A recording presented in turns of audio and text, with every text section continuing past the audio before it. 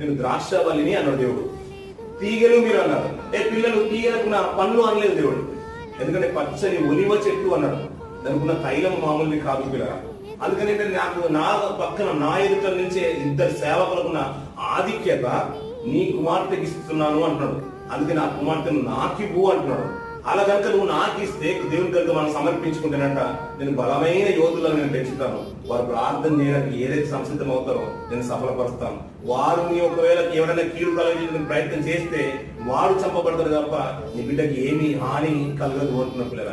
సంఘం అనేది ఒక ప్రొటెక్షన్ పిల్లల, ఒక కవచం. ఎక్కడున్నా సంఘ ప్రార్థనలు మరి చుట్టూ ఉంటాయి చూసారా పిల్లల. ఇప్పుడు సంఘంలో వచ్చి వెళ్ళిపోయిన వారు కొంతకాలం ఉన్నా మనం ఎప్పుడు ప్రార్థన చేస్తున్నాం. ఈ ప్రార్థన నా ప్రార్థనో లేకపోతే నీ ప్రార్థనో మీ అందరూ ఎవరో ఒకరు ప్రార్థన దేవుని సన్నిధికి వెళ్తుంది కదండి. ఆ ప్రార్థన ఒకవేళ దేవుడే విని ఆయనకు సేవ్ చేస్తూ ఉంటే ఇంకేం కావాలి మనకు?